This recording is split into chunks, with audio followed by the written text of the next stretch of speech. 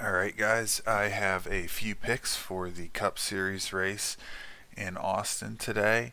I typically do these matchup bets, just driver versus driver, but I do have a bonus bet here for a top 10 finish. I'm just going to go through these from the top down. Um, I'm using topdriverstats.com, which is a website that I made. It's completely free, and I like it a lot because you can pick two drivers and you can see how they match up with each other. There's a graph matchup. There's a race results down here. The really cool thing is you can change it by the track, and you can if you just change it, you can pick Michigan. It pulls every Michigan race that they've raced in. Um, and then you could also just look by the year and see how well they've done. 2025, there's only been a couple races. Um, but yeah, so first one is Bell over. I'm picking Bell over Reddick. Um, Let me see here. Let me get it back to Austin Road. So Reddick's obviously very good here. He's got four top tens in his four races. He's averaging a top five finish with a really low standard deviation, so that means he's just extremely consistent. So he's obviously the better pick. The reason I'm picking Bell though is because of the bet with it's plus 170. So if you do win, you're that's pretty decent odds.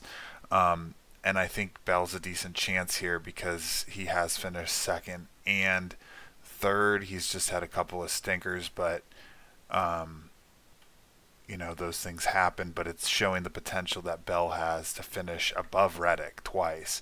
And then we can also look into track groupings. So if we go to road courses, uh, we can see that Bell does finish fairly well at road courses. He has a mean finishing position of about 14th, which is not as good as Reddick. But in head-to-head matchups, Reddick's got 14 wins over, not wins, but he's finished ahead of Bell 14 times, and Bell's finished ahead of him 12 times. So they're pretty close. So I just really like these plus 170 odds on Bell. I think that's pretty good value. Um, okay, so for the second one, I like Logano over Hamlin.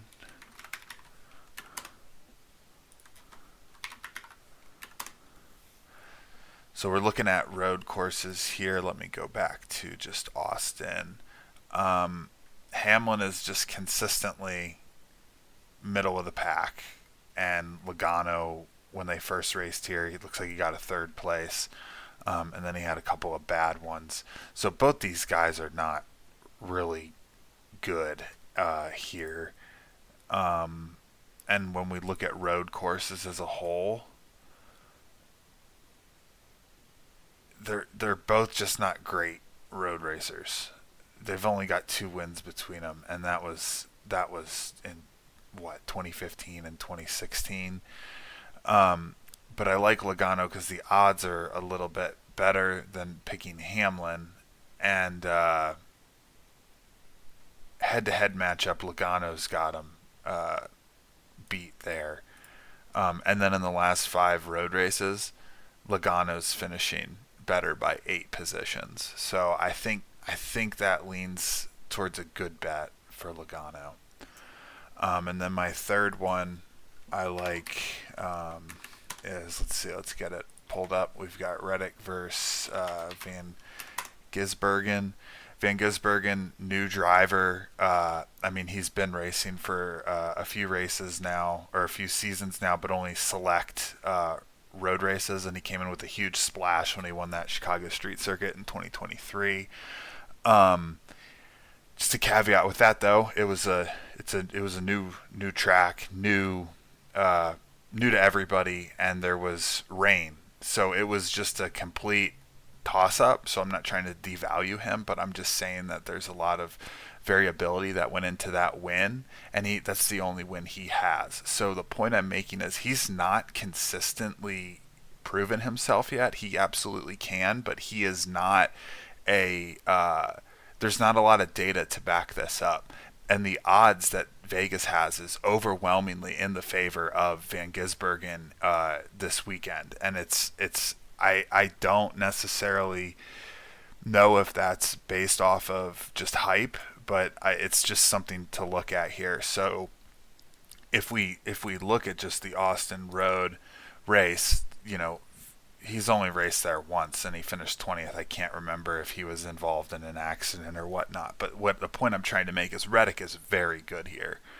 As I was talking about earlier, he is amazing. So I think with I like picking based off of prior results. So if Reddick has finished well here, that seems pretty consistent to me and at other road courses. Van Gisbergen needs to prove himself. So if the odds are basically equal, I'm going to take past data versus new guy who hasn't done much yet. That's I don't know. I feel pretty confident about that. So then if I now look up at my fourth bet, I've got Ross Chastain. It's the same situation where Chastain has finished very well here.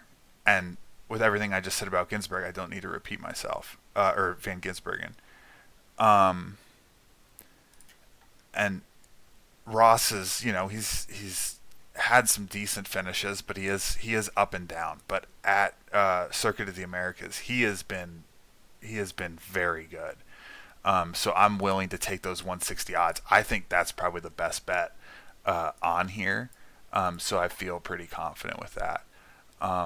And then my bonus fifth bet, I don't normally do these like top 10 bets, but maybe I'll start getting into them since with this tool at topdriverstats.com, I can just pull these prior races up and you can see how somebody's done there. And so I like Ty Gibbs here. He's plus 135 to finish in the top 10. Yes, at road courses, it looks like his mean finish position is around 16th.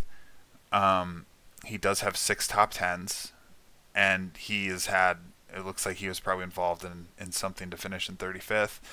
But he has had some pretty good finishes. If we look at just Circuit of the Americas, he's finished in the top 10 each time. So it could be like a Ross Chastain situation where he's pretty good at this track specifically, more so than the other road tracks. But that's it. Those are my 5 picks. I would encourage you all to check out topdriverstats.com just to check this out yourself. It's completely free. It has this individual driver statistics tool and then the comparison tool. So thanks. Let me know what you guys think.